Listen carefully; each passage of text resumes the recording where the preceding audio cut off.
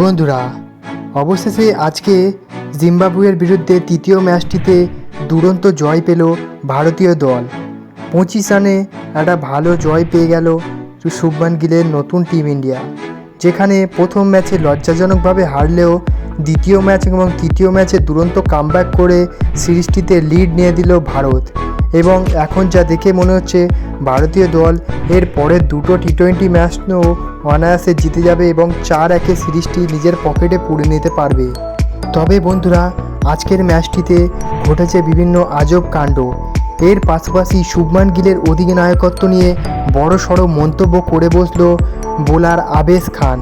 বন্ধুরা, এই ভিডিওতে আমরা গতকালের ম্যাচটি সম্পর্কে আলোচনা করে নেব এবং আবেশ খান শুভমান গিলের ক্যাপ্টেন্সি নিয়ে কী মন্তব্য করে বসলো সেটাও আমরা দেখে নেব।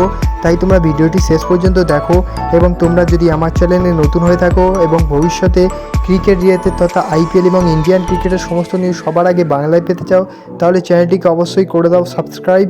এবং তোমরা যদি টিম ইন্ডিয়াকে মন থেকে ভালোবেসে থাকো তাহলে ভিডিওটিকে অবশ্যই করে দাও একটা লাইক। চলো ভিডিওতে আগে যাওয়া যাক। বন্ধুরা, তৃতীয় ম্যাচটিতে আবার ভারত টসে জিতেছিল এবং টসে জিতে শুভমান গিল ব্যাটিংয়ের সিদ্ধান্ত এবারও নিয়েছিল। এবং বন্ধুরা, আমরা সকলেই আশা করেছিলাম গত ম্যাচে জিম্বাবুয়ের বিরুদ্ধে 235 রানের রেকর্ডটা এবারে হয়তো ভেঙে ফেলে দেবে ভারতীয় দল, কারণ এই দলে আরও দুটো বড় তারকা প্লেয়ার যুক্ত হয়েছিল। তারা হলেন যশস্বী জয়সওয়াল এবং সঞ্জু স্যামসন। তবে বন্ধুরা, সেটা আর হলো কই। ভারত শেষ পর্যন্ত শুভমান গিলের দুরন্ত একটা 66 রানের দরুন 185 রান তুলতে সক্ষম হয়েছিল। শুভমান গিলের পাশাপাশি গতকাল আবার ঋতুরাজ গায়কোয়াড় ভালো পারফরমেন্স দিল এবং শেষ পর্যন্ত ভারত 185 রান জিম্বাবুয়ের সামনে টার্গেট রাখতে সক্ষম হয়েছিল। বন্ধুরা, গতকাল অবশ্য রিঙ্কু সিংকে আমরা ব্যাট করতে দেখতে পাইনি। রিঙ্কু সিংকে অনেকটাই পরে নামানো হয়েছে এবং মাত্র 1 বলে 1 রান করতে পেরেছে রিঙ্কু। এরপর ভারত বোলিং করতে নেমে দুরন্ত বোলিংয়ে শুরু করে এবং 35 রানের মাথায় 3 উইকেট হারিয়ে ফেলে জিম্বাবুয়ের ব্যাটাররা। এরপর শুধুমাত্র সময়ের অপেক্ষা ছিল ভারতের জেতার।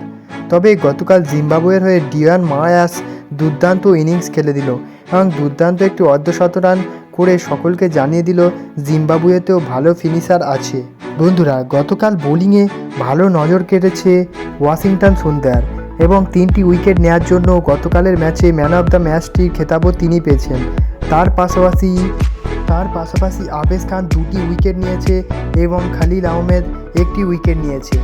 এরপর আবেশ খান ভালো পারফরমেন্স করার জন্য তারও প্রেস কনফারেন্স হয়েছিল এবং তাকে শুভমান গিলের অধিনায়কত্ব সম্বন্ধে জিজ্ঞেস করা হলে তিনি বলেন যে শুভমান গিল সত্যি করে বোলারদের ক্যাপ্টেন এবং তিনি আরও জানান যে শুভমান গিল ভালো ভবিষ্যতের ক্যাপ্টেন হয়ে উঠবে ভারতীয় দলের জন্য এবং তিনি বোলারদের অনেকটাই সাপোর্ট করে এবং অনেকটাই ফ্রি দিয়ে থাকেন তাদের বোলিং করার জন্য, আর যেটা একজন বোলারদের কাছে খুবই গুরুত্বপূর্ণ।